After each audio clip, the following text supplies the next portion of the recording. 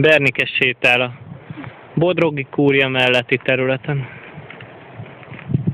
De ugye nézem, egyre jobban bejebb megy a dzsungelbe. Kicsim, egy kicsit errefele gyere már, jó? Berni? Let's go. Bernikém, merre? Itt is vannak aranyos területek. Nézd, itt milyen jó kis árok van. Na gyere erre. Gyere erre. Utána visszamehetsz, jó? Hogy? Hogy. Te kis sivatagi lány. Ho? Szemecskére vigyázni, tudod? Nézd, hogy az ágakat úgy. Hopp. Hopp. Hopp.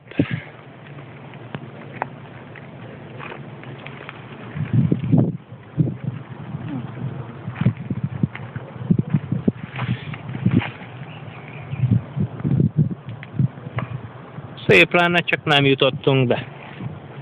Zárva vannak a kapuk. Mi meg nem voltunk annyira pofátlanok, hogy vagy beszökjünk, egyébként azt is lehetett volna, hogy ott láttad mekkora üvert, ugyanilyen nagy hézaggal, de nem volt rajta rágy se, tehát simán bemehettünk volna, de hát nem akartam volna, igen. Nem láttam a kamerát.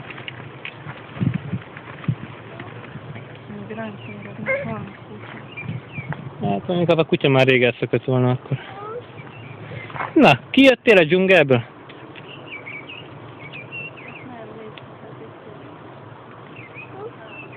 Itt igen, de ott nem volt a kapunál. Kicsit gyere elébb, ott ahol anyának a... Ott, látod, anya mutatja. Jó, kijött a dzsungelből a mi kis drágánk.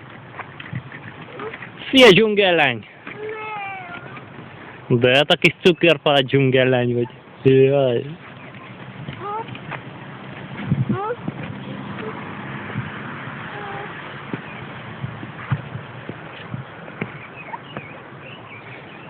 Szia, baby! Baby, babi!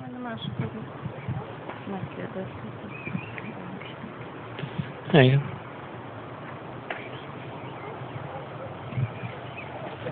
Hát majd még megnézem még egyszer, hogy van-e az éttermüknek külön nézés, és akkor kifelvette azért menjünk, hogy...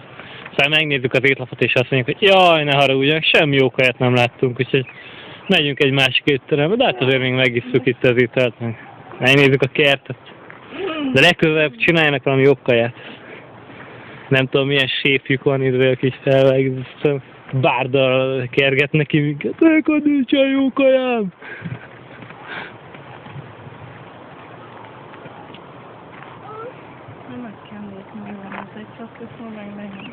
Az is ott van. Nem volt olcsó.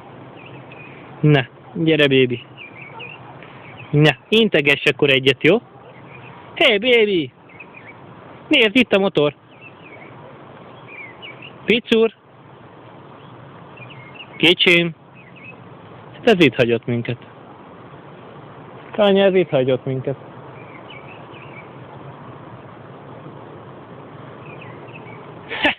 Mi erre megyünk még?